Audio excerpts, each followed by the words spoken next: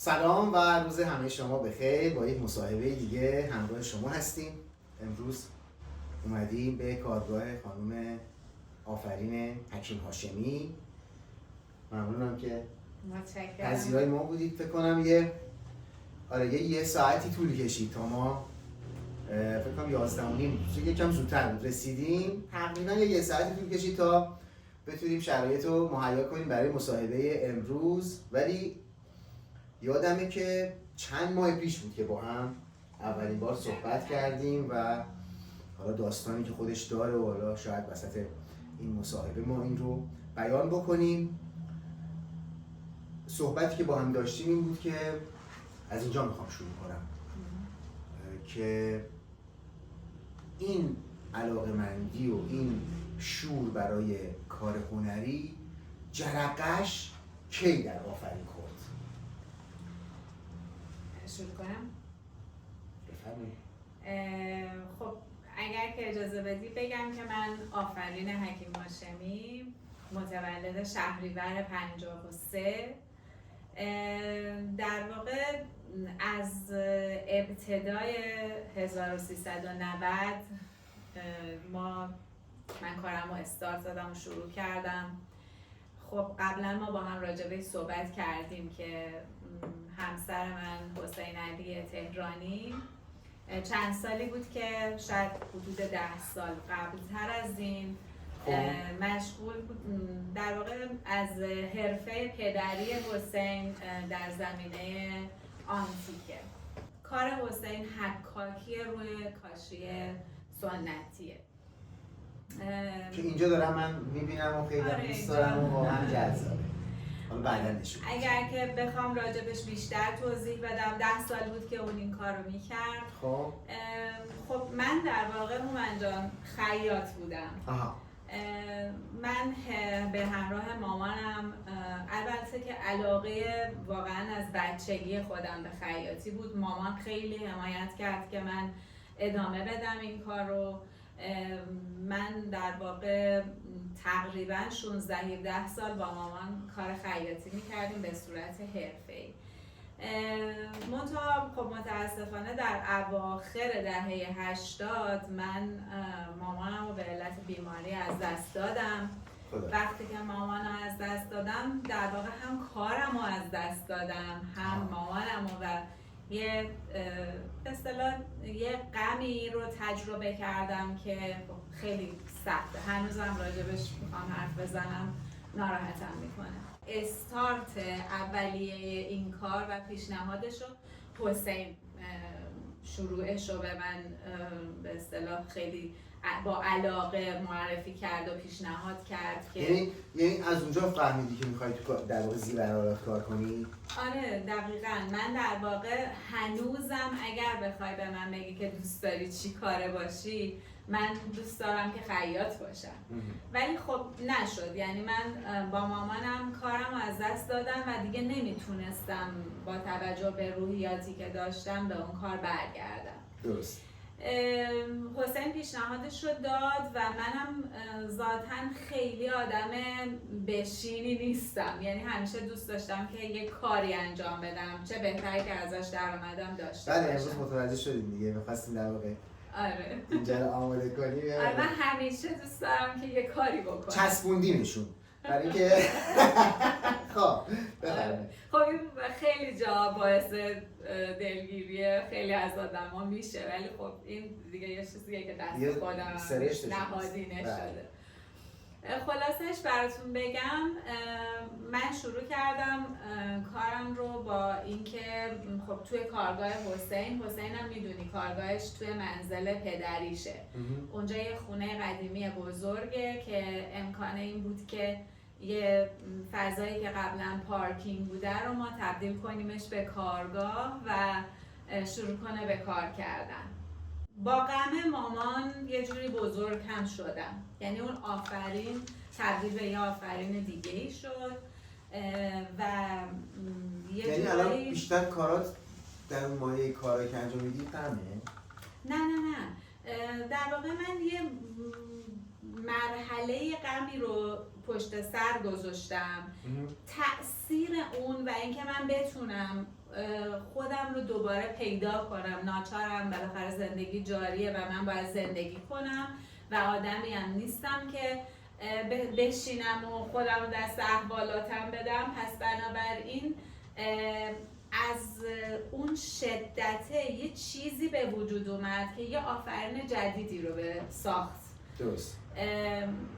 اینجا در واقع یه جورایی، حالا میتونم بگم شانس در خونه منو زد، که البته من راجع به شانس یه عقیده‌ای دارم که شانس اون در واقع رفتار درست و اون چیدمان احساس و عمل درسته که میتونه تو رو به اون شانسه برسونه. یه قسمتی از شانس اینه. حتما یه نیروی قوی یا یه اتفاق عجیب و غریب با یه کمک مالی یا چی لزوما این اتفاق به وجود نمیاره.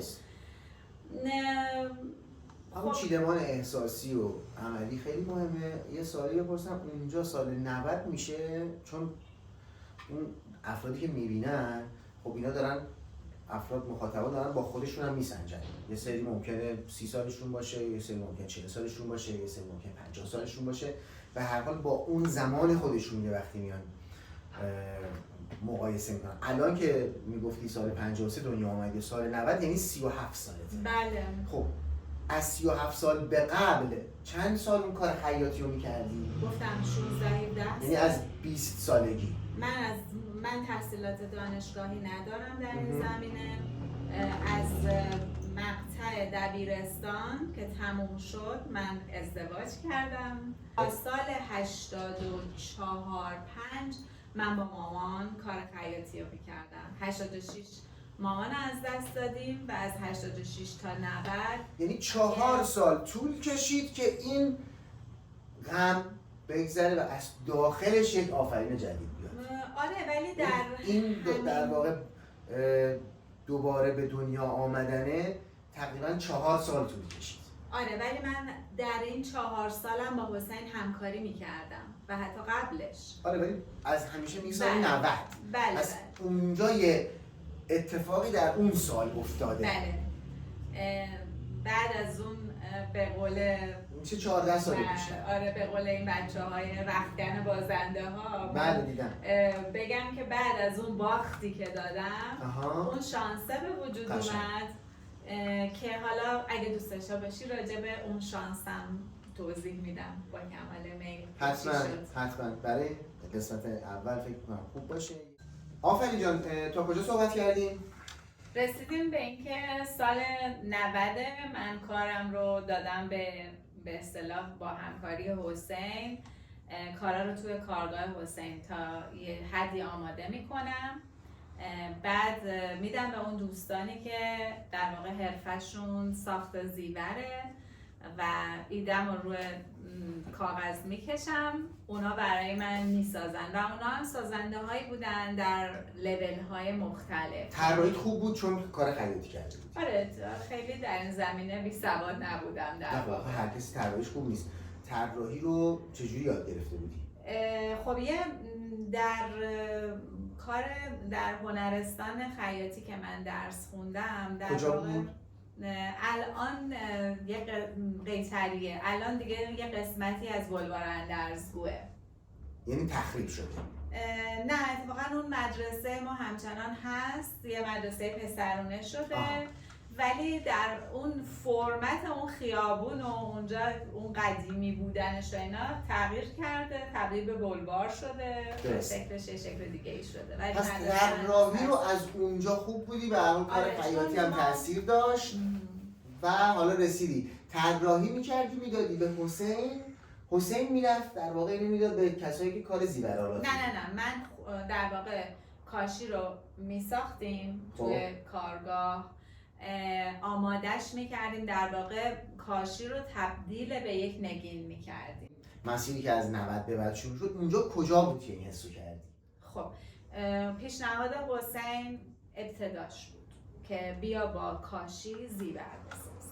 به جرئت میتونم بگم که تا اون روز حتی الان ساختن چیزه چجوری چه زمانی بود یه عده تحسین کردن، کی فروش رفت؟ اجازه بدی که این قسمت رو توضیح بدم که اونجایی که براتون گفتم که من شانس در خونه منو زد و من خودم به عنوان یه آدم خوش شانس میشناسم. نگید هیچ وقت خوش شانسم چون ممکنه بد شانس بشید. خب همیشه من خیلی بد شانسم. خوشی آوردم.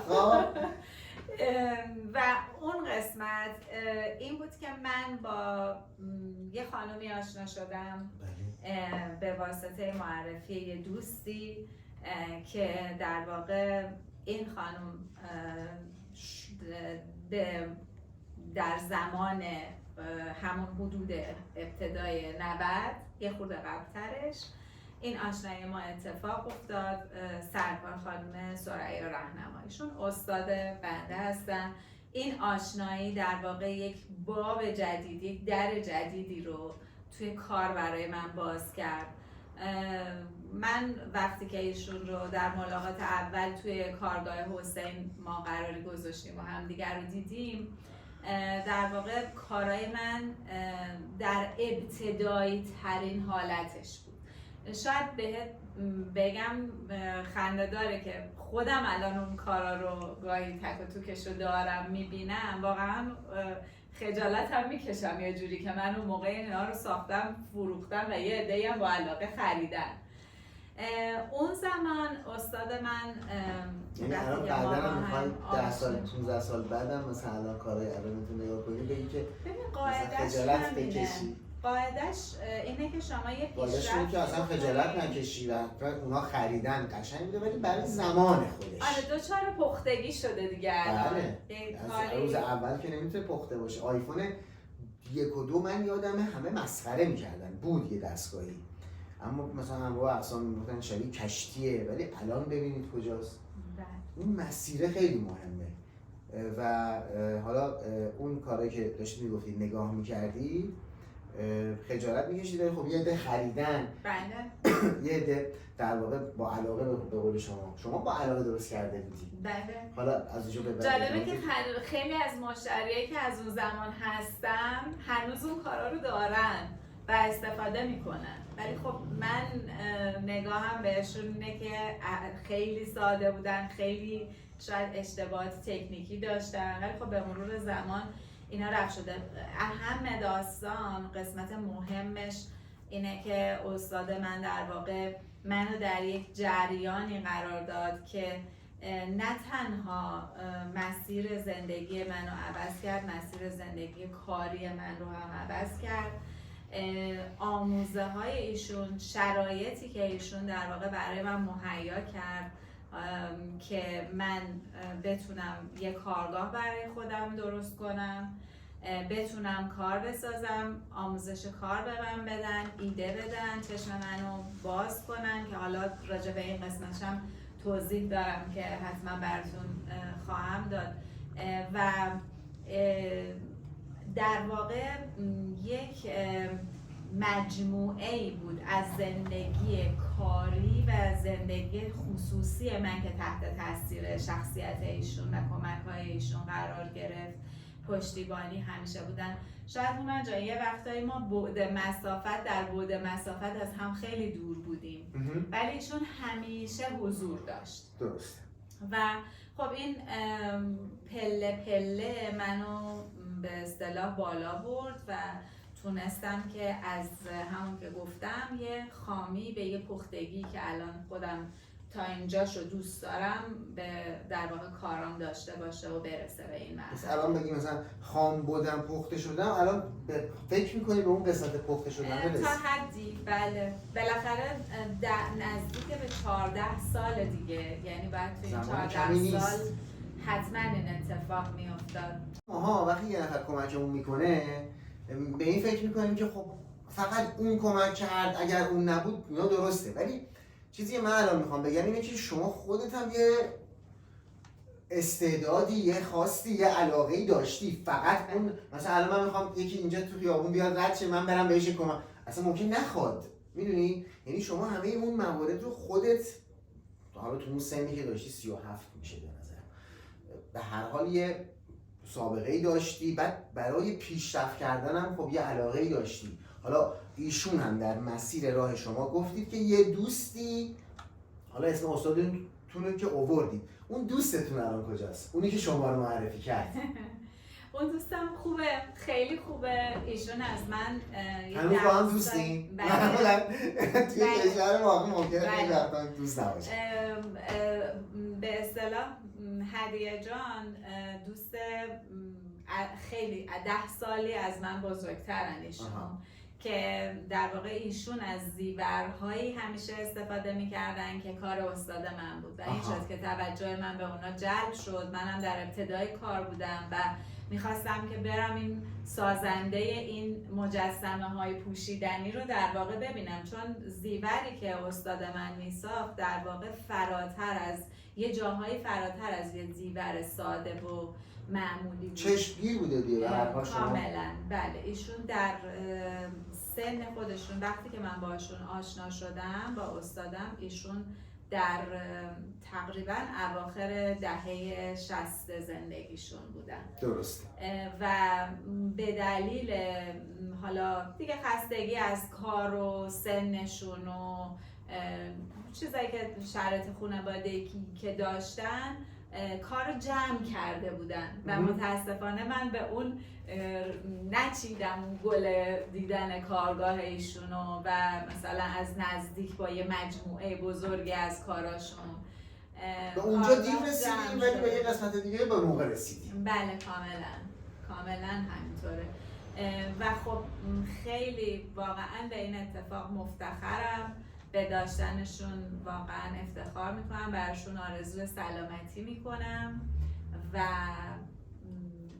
امیدوارم که بتونم اون چیزی که در نظر ایشون، چون کارهای منو که وقتی قراری گذاشتیم اومدن برای اولین بار، خب من کارگاه که نداشتم، کارگاه حسین اومدن و کارهای منو که دیدن، عین واقعا جلسه اول آشنایی من با استادم احساس میکردم که ایشونو مثلا سالهاست که میشناسم.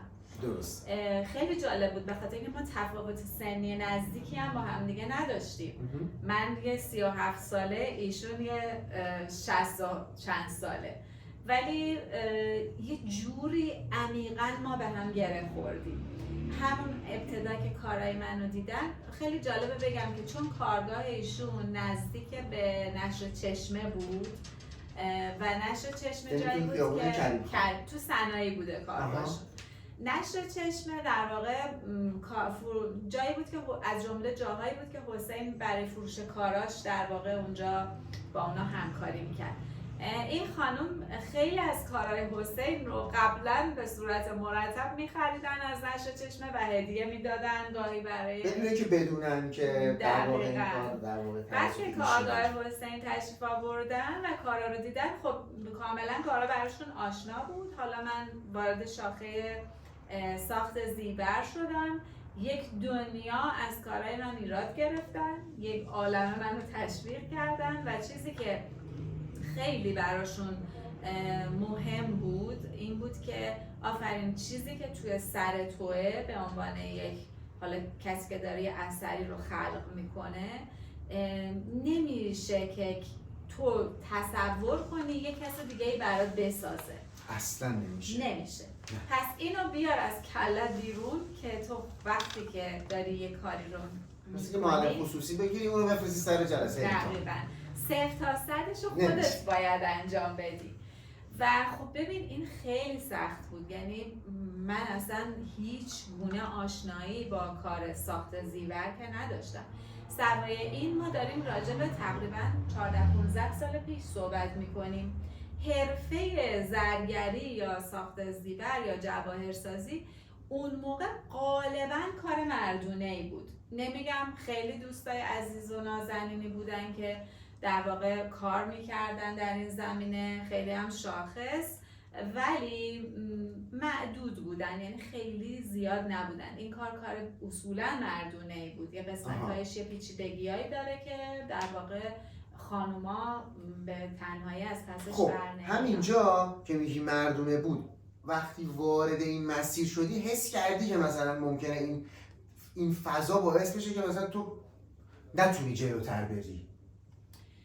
ببینید ترس همیشه وجود داره. نه ترس یه چیزی میخوام بگم از بیرون آیا اتفاقی افتاد که بگی آقا مثلا زده بشی، مثلا بگی ولش کن، مثلا من اینجا کار من نیست، کار مرداست؟ نه. نشد. نه. تداوم در علاقه است که اثر گذاره، تأثیر میذاره. شدتش مهم نیست، تداومش مهمه. و اینا ممکنه من اول برم یه کاریو خیلی دوست داشته باشم ولی بعد کم بیارم ادامه ندم. و یه نکته دیدم که میخوندم چند روز پیش اینی که نوشته بود ما وقتی که ترس نرسیدن بر ما غلبه بکنه میشیم یه آدمی که همش یه سری راههای نصف نیمه رفته. و شما به نظر من این مسیر رو بالاخره به یه انتهای رسوندی، تازه باز کردی چقدر دوره. خب میخوام حالا یه مقدار تو این قسمت اینطوری جواب بدیم که خب اولین کارت کی فروش رفت؟ یعنی اون قسمت بحث هنرمند یه مقدار یه فروشندگی هم درش داره، به خاطر که در واقع داره یه چیزی رو از وجودش تولید میکنه که میخواد اون رو هم در واقع به فروش برسونه و بعد درآمدی که از اون زندگی کنه. کارمند نیست، حقوق نمیگیره معمولا، میدونید. یعنی زندگی هنرمندی رو از بیرون خیلی نگاه میکنم میگن به به چقدر زیباست، اما از درون سخت‌تره. خب میخوام ببینم که اون به هر حال حس این که من میتوانم بفروشم که یه حس خیلی مهمه و من خیلی وقتا الان اخیراً به کسایی که بچه دار میشن یا بچهشون مثلا 5 سالشه 6 سالشه میگم برنامه ریزی یاد بدید و فروش.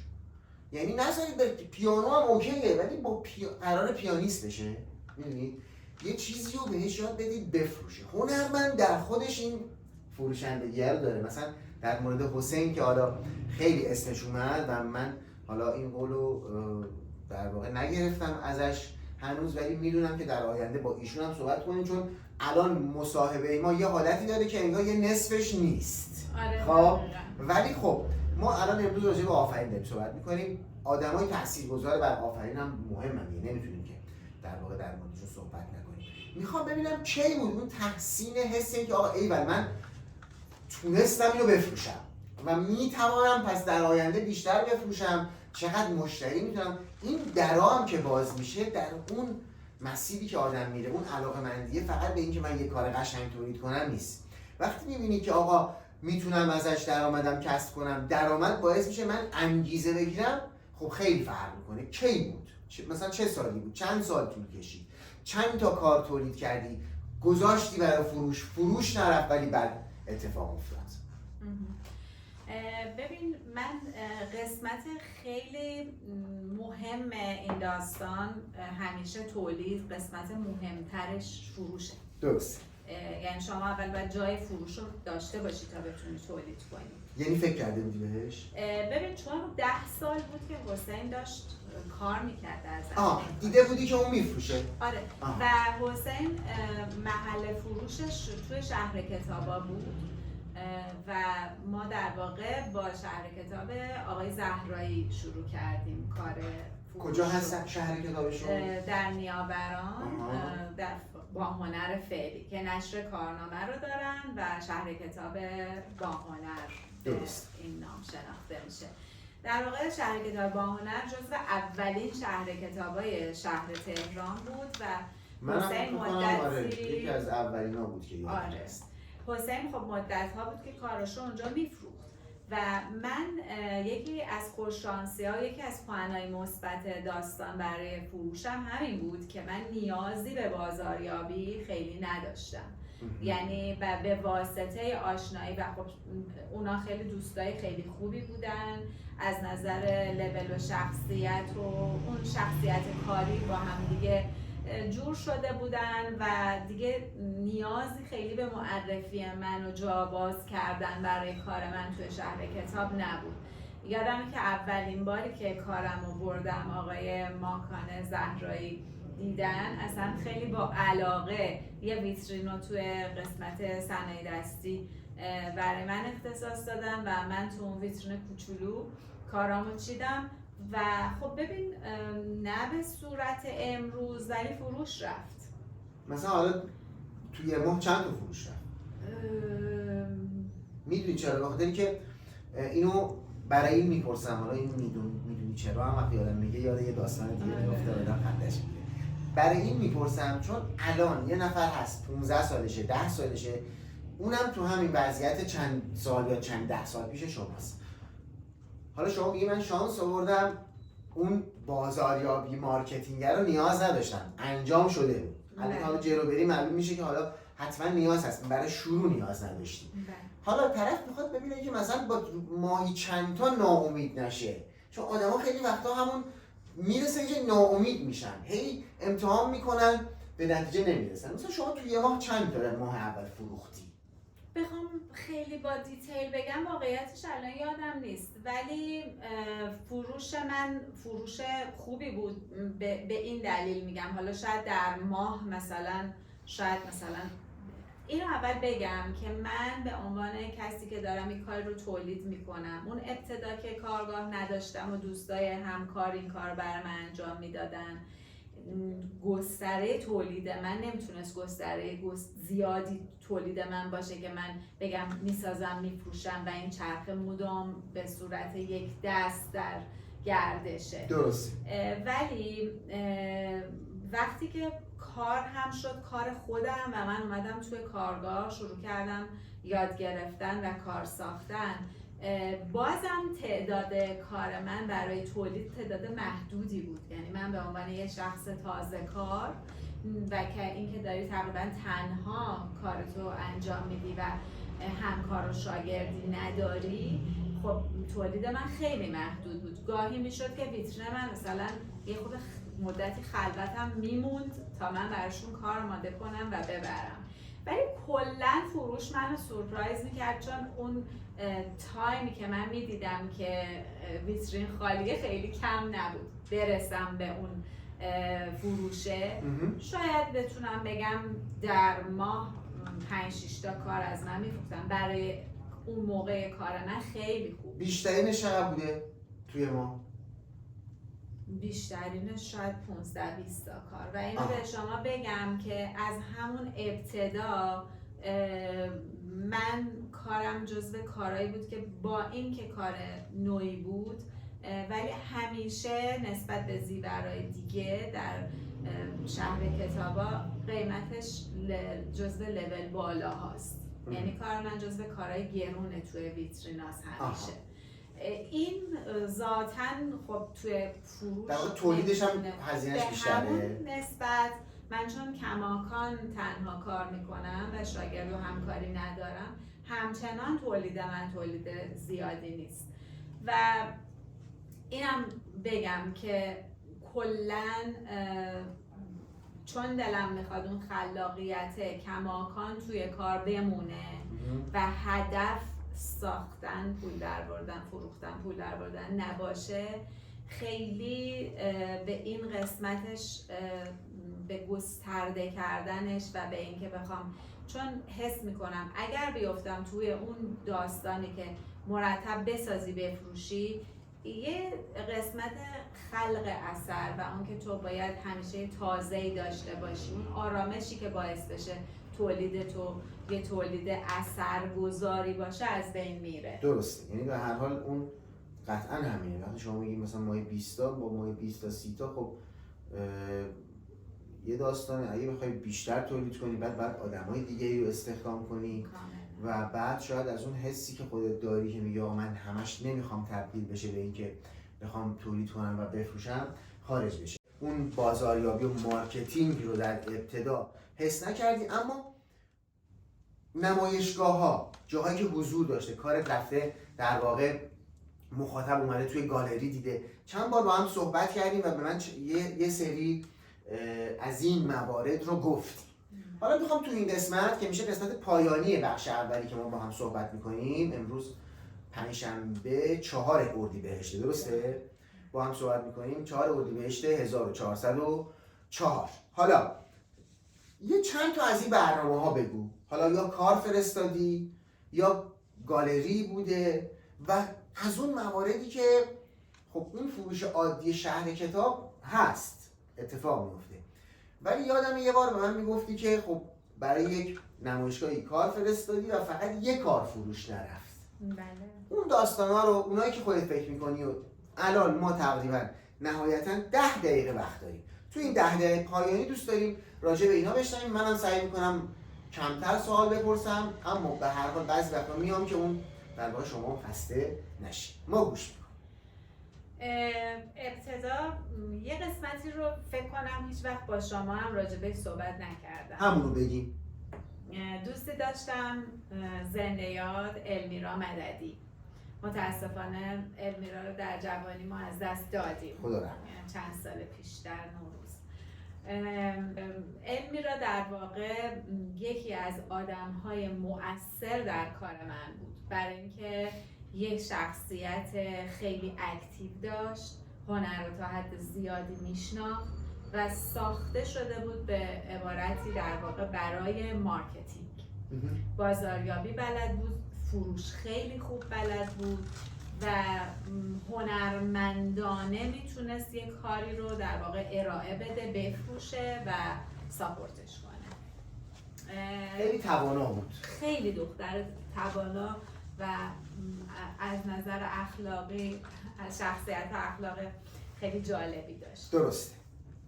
المیرا یک بار در مجتمع کوهنور در قسمت اون سالانی که بله. یک بار اونجا، یک بار در منزل خودش که الان تبدیل شده به عمارت روشنان، قبل از اینکه ما المیرا رو از دست بدیم اونجا در واقع منزل المیرا بود. یک در واقع نمایشگاهی رو اونجا برقرار کرد از خیلی از آدم‌های مختلف در زمینه‌های مختلف، نقاش، جواهرساز، من، کارهای همسرم و خیلی دیگه الان شاید حضور ذهن ندارم. واقعا با دیتیلی کار انجام داد، برای ما بروشور درست کرد، عکاسی کرد و خلاصه یه پکیجینگ کامل در واقع برای یک نمایشگاه و در واقع این کمک کرد که ما خیلی خوب توی اون زمان که تازه من شروع به کار کردم شناخته بشیم با یک در واقع امکانات صحیح. یعنی نمایشگاه اگر برگزار شد 0 تا 100ش کاملا درست بود، زمان بندی ها همه چی درجه‌ای. برنامه‌ریزیشون با همین خانم دوست؟ بله، همه کارش با خودش بود. بله. اونجا خیلی اتفاق خوبی برای من افتاد. خیلی فروش رفت؟ بله. چند تا؟ تقریبا همه کارا چند تا کار بود؟ شاید اون موقع 30-40 تا کار. من یه چه سالی الان داریم صحبت میکنیم؟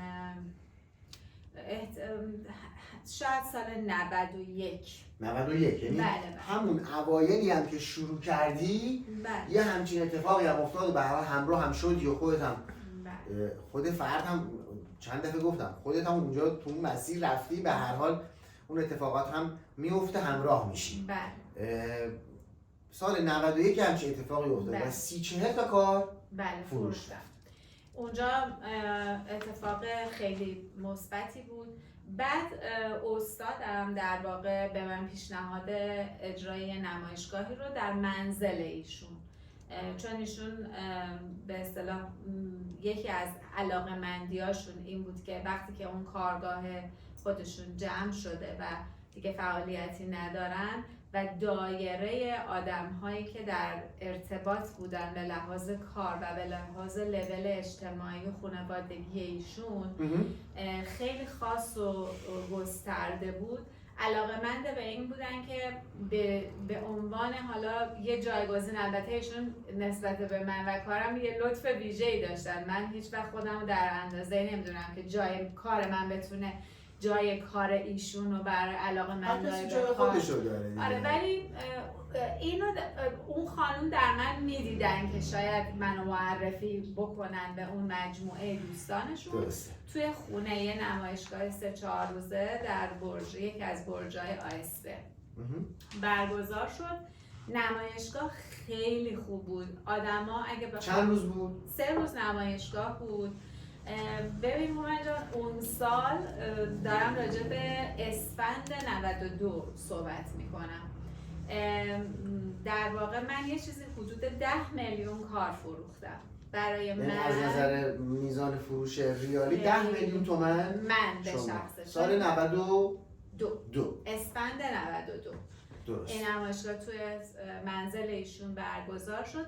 روز آخری که ما دیگه نمایشگاه رو جمع می‌کردیم و خونه ایشون رو به اصطلاح حساب کتاب کردیم و بستیم، به من گفتن که شما از فردا که میری سر کار هر آنچه که کاری که درجه 1 از آب در میاد، چون ببین وقتی کار میسازی یه دفعه توی مثلا 10 تا کار 2 تا دونش خیلی همه چی تموم میشه، یعنی یه جور خوشگلی از آب در میاد بدون ایراد و همه چی. گفتن این کارهایی که خیلی درجه 1 میشه رو میذاری کنار و ما آماده میشیم برای نمایشگاهی در پاریس. خب این خیلی چیز واوی بود برای من که حالا بتونم یه همچین شانسی رو شروع کردی یهویی 92 شد گفتن آقا پاریس. بله. و این همون که چیزیه که آدمو میکشه دیگه، یه کشنده ی آدم میخواد. دقیقاً. یه چیزی که آقا به خاطر اون حالا مرحله بعدی، و اینا از همون شروع کردن است. یعنی همیشه این میخوام اینجا بگم اون سال 90 که موضوع غم و اینا همراه شده بود، 4 سال گذشته بود، میتونستی یه انتخاب دیگه ای بکنی. ولی اون انتخاب سخت تره رو به نظر انجام دادی. ولی الانم راضی تری. بله خیلی کاملا. نه؟ خب بقیه‌شو بگیم. من شروع کردم از فردای اون روز واقعا هر کاری که خیلی خوب در اومد و کنار گذاشتم، در صورتی که البته نمایشگاه در پاریس صحبت نمایشگاه تخصصی و یک نمایشگاه در یک گالری خاص نبود. ایشون شخصاً یک شخصیتی داشتن که در زمان کار خودشونم خیلی علاقه‌مند به دیده شدن و سرصدا کردن توی، گرچه که البته اون موقع دنیای مجازی مثل امروز گسترده و در دسترس به این فرم نبود. عارف مسلک بودن. آره ولی همیشه دوست نداشتن. از جمله آدمایی بودن که وقتی که کار میکردن در کن کارشون به نمایش گذاشته میشده و فروش میرفته، ولی هیچ وقت شخصیتشون به عنوان شخصیت هنری خیلی مطرح نشد در رسانه ها اون موقع که حالا دنیای مجازی به این شکل نبود. در هر صورت به من گفتن که در منزل دوستانی در پاریس ما میتونیم این نمایشگاه رو داشته باشیم. از به طریق ایمیل در واقع اون موقع ما مهمونامون رو در پاریس دعوت کرد. من کارامو ساختم، جمع شد، یه تعدادیشو ایشون با خودشون بردن، بعد پروسه ویزا و رفتن من و این داستانا. خودتون هم رفتین؟ بله از به اصطلاح از من دعوت کردن که خودت هم میتونی همراه کارات بیای و چه بهتر که باشی، چون وقتی که هنرمند خودش باشه و دیده بشه و بتونه راجع به کارش توضیح بده، خب شرایط خیلی متفاوته. دقیقاً نکته‌ای که دیروزم داشتیم دیگه، فردی صحبت می‌کردیم، گفتم که آقا خودم که رفتم کارام بیشتر فروش. بله این قاعده هر به اصطلاح فروش هر این همون قسمتی که میگم خود هنرمنده یه قسمت فروشندگی درش، یعنی تو در توه داره ولی شاید خودش هم نمیدونه. ولی وقتی شما میرسی به یه جایی که کار تولید میکنی، میذاری یه جایی، یه عده میان میبینن، خود به خود اصلا بدون اینکه بخوای اصلا وارد روند فروش شدی، بدون اینکه خودت فهمیده باشی. خب من فکر میکنم تا اینجا بس باشه، چون من الان دارم نگاه میکنم ما رسیدیم به سال 92-93 و ما برای قسمت دومم باید یه مقداری رو بذاریم. یعنی ما الان مسیرمون برای مرحله بعدی هم روشن شد. خیلی ممنونم ازت بابت امروز. ما اینجا رو خیلی به هم ریختیم، ولی من اینو میگم به خاطر که برام مهمه. اگر دقت کنید وقتی فردی میاد منزل کاری رو میخواد انجام بده، مثلا شیر دستشویی درست میشه اما بقیه این نقاط خونه نابود میشه. وقتی میایم و حالا به واسطه گفتگو کاری انجام میدیم، واقعا سعی میکنیم که اونجا رو به حالت اولیه برگردونیم. یعنی امیدوارم شما هم همیشه کاری انجام میدید اصطلاحاً میگن اونو در واقع برگردون به حالت قبلش. ممنونم از همراهی شما. روز خیلی خوبی بود برای ما. روز تعطیل هم هست ولی خب در رفت و آمد ما سبب تسریع شد و روز خوبی بود و هست. امیدوارم برنامه بعدی هم به همین خوبی باشه. ممنون ازت. مرسی. خیلی ممنونم از شما. مرسی. و از همکارم آقای صادقی که ما رو در ضبط این برنامه همراهی کردن. تا برنامه بعد، خداحافظ. مرسی. خدا نگهدار. مرسی.